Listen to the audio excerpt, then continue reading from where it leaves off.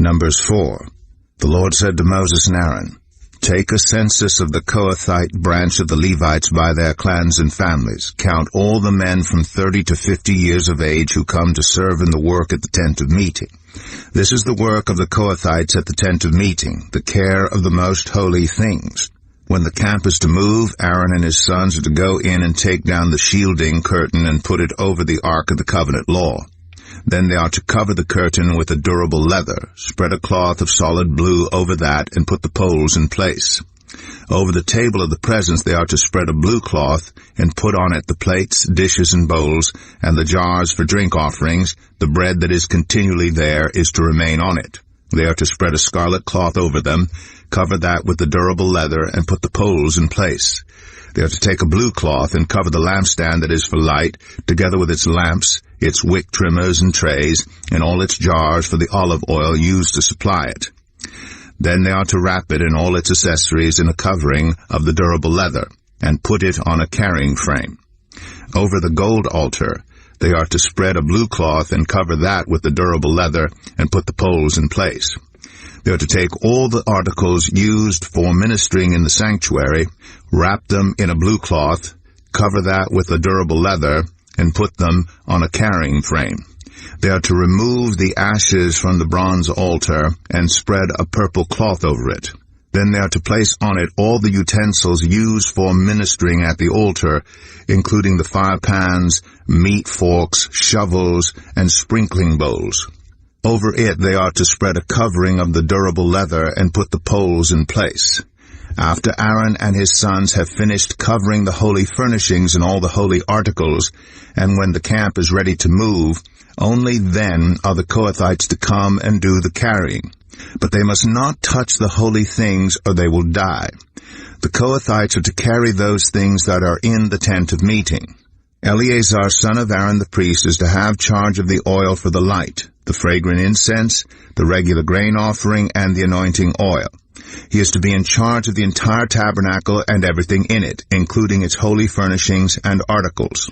The Lord said to Moses and Aaron, "See that the Kohathite tribal clans are not destroyed from among the Levites, so that they may live and not die, when they come near the most holy things. Do this for them. Aaron and his sons are to go into the sanctuary and assign to each man his work and what he is to carry. But the Kohathites must not go in to look at the holy things even for a moment, or they will die." The Lord said to Moses, "Take a census also of the Gershonites by their families and clans. Count all the men from 30 to 50 years of age who come to serve in the work at the tent of meeting. This is the service of the Gershonite clans in their carrying and their other work. They are to carry the curtains of the tabernacle, that is, the tent of meeting, its covering, and its outer covering of durable leather, the curtains for the entrance to the tent of meeting, the curtains of the courtyard surrounding the tabernacle and altar, the curtain for the entrance to the courtyard, the ropes, and all the equipment used in the service of the tent. The Gershonites are to do all that needs to be done with these things. All their service, whether carrying or doing other work, is to be done under the direction of Aaron and his sons. You shall assign to them as their responsibility all they are to carry. This is the service of the Gershonite clans at the tent of meeting. Their duties are to be under the direction of Ithamar, son of Aaron, the priest. Count the Merarites by their clans and families. Count all the men from 30 to 50 years of age who come to serve in the work at the tent of meeting. As part of all their service at the tent, they are to carry the frames of the tabernacle, its crossbars, posts, and bases, as well as the posts of the surrounding courtyard with their bases, tent pegs, ropes, all their equipment, and everything related to their use. Assign to each man the specific things he is to carry. This is the service of the Merarite clans as they work at the tent of meeting, under the direction of Ithamar, son of Aaron, the priest. Moses, Aaron, and the leaders of the community counted the Kohathites by their clans and families. All the men from 30 to 50 years of age who came to serve in the work at the tent of meeting, counted by clans, were 2,750. This was the total of all those in the Kohathite clans who served at the tent of meeting. Moses and Aaron counted them according to the Lord's command through Moses. The Gershonites were counted by their clans and families. All the men from 30 to 50 years of age who came to serve in the work at the tent of meeting, counted by their clans and families, were 2,630. This was the total of those in the Gershonite clans who served at the tent of meeting. Moses and Aaron counted them according to the Lord's command. The Merarites were counted by their clans and families. All the men from 30 to 50 years of age who came to serve in the work at the tent of meeting, counted by their clans, were 3,200. This was the total of those in the Merarite clans. Moses and Aaron counted them according to the Lord's command through Moses. So Moses, Aaron, and the leaders of Israel counted all the Levites by their clans and families. All the men from 30 to 50 years of age who came to do the work of serving and carrying the tent of meeting numbered 8,580. At the Lord's command through Moses, each was assigned his work and told what to carry. Thus they were counted, as the Lord commanded Moses. Numbers 5. The Lord said to Moses, "Command the Israelites to send away from the camp anyone who has a defiling skin disease or a discharge of any kind, or who is ceremonially unclean because of a dead body. Send away male and female alike. Send them outside the camp so they will not defile their camp where I dwell among them." The Israelites did so. They sent them outside the camp. They did just as the Lord had instructed Moses. The Lord said to Moses, "Say to the Israelites, any man or woman who wrongs another in any way and so is unfaithful to the Lord is guilty and must confess the sin they have committed. They must make full restitution for the wrong they have done. Add a fifth of the value to it and give it all to the person they have wronged. But if that person has no close relative to whom restitution can be made for the wrong, the restitution belongs to the Lord and must be given to the priest, along with the ram with which atonement is made for the wrongdoer. All the sacred contributions the Israelites bring to a priest will belong to him. Sacred things belong to their owners, but what they give to the priest will belong to the priest." Then the Lord said to Moses, "Speak to the Israelites and say to them, if a man's wife goes astray and is unfaithful to him, so that another man has sexual relations with her, and this is hidden from her husband, and her impurity is undetected, since there is no witness against her, and she has not been caught in the act. And if feelings of jealousy come over her husband, and he suspects his wife, and she is impure, or if he is jealous and suspects her even though she is not impure, then he is to take his wife to the priest. He must also take an offering of 1/10 of an ephah of barley flour on her behalf. He must not pour olive oil on it or put incense on it, because it is a grain offering for jealousy, a reminder offering, to draw attention to wrongdoing. The priest shall bring her and have her stand before the Lord.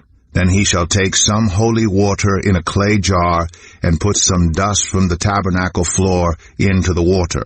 After the priest has had the woman stand before the Lord, he shall loosen her hair and place in her hands the reminder offering, the grain offering for jealousy, while he himself holds the bitter water that brings a curse.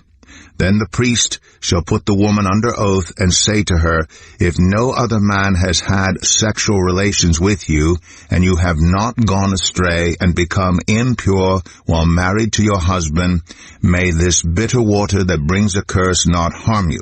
But if you have gone astray while married to your husband, and you have made yourself impure by having sexual relations with a man other than your husband, here the priest is to put the woman under this curse.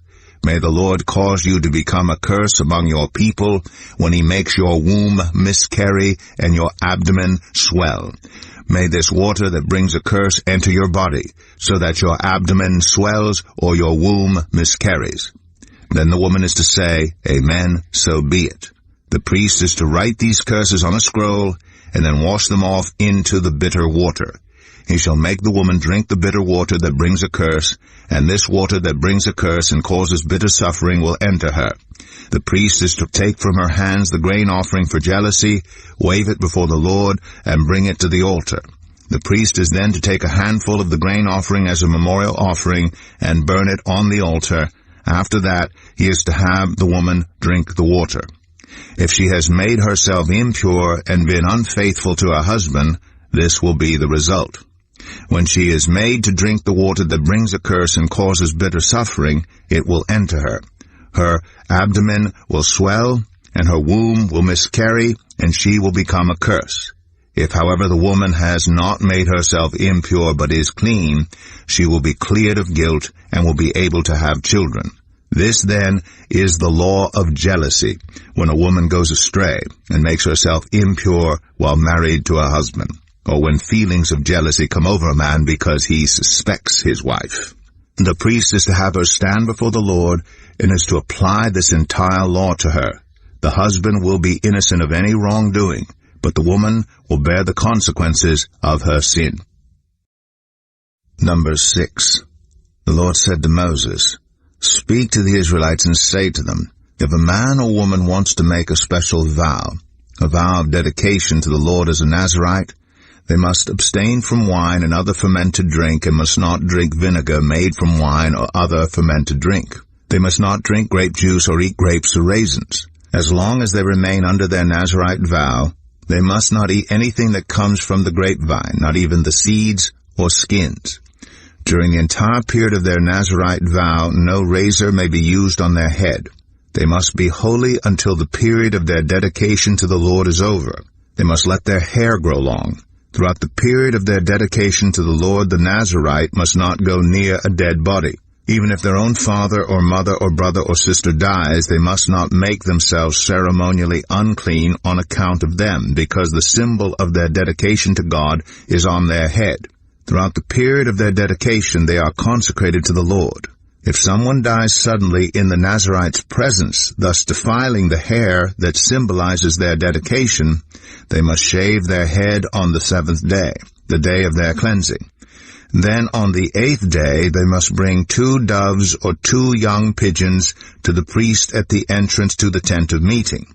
The priest is to offer one as a sin offering and the other as a burnt offering to make atonement for the Nazirite because they sinned by being in the presence of the dead body.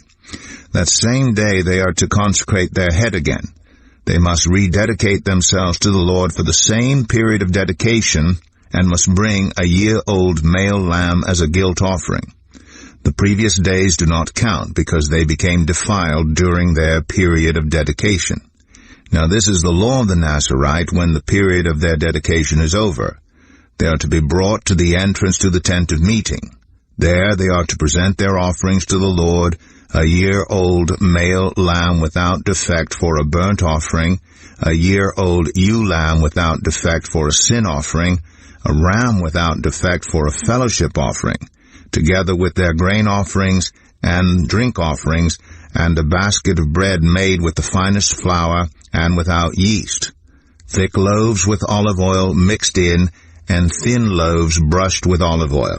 The priest is to present all these before the Lord and make the sin offering and the burnt offering. He is to present the basket of unleavened bread and is to sacrifice the ram as a fellowship offering to the Lord, together with its grain offering and drink offering. Then at the entrance to the tent of meeting, the Nazirite must shave off the hair that symbolizes their dedication. They are to take the hair and put it in the fire that is under the sacrifice of the fellowship offering. After the Nazirite has shaved off the hair that symbolizes their dedication, the priest is to place in their hands a boiled shoulder of the ram, and 1 thick loaf and 1 thin loaf from the basket, both made without yeast. The priest shall then wave these before the Lord as a wave offering. They are holy and belong to the priest, together with the breast that was waved and the thigh that was presented. After that, the Nazirite may drink wine. This is the law of the Nazirite, who vows offerings to the Lord in accordance with their dedication, in addition to whatever else they can afford. They must fulfill the vows they have made according to the law of the Nazirite. The Lord said to Moses, "Tell Aaron and his sons, this is how you are to bless the Israelites. Say to them, the Lord bless you and keep you. The Lord make his face shine on you and be gracious to you. The Lord turn his face toward you and give you peace.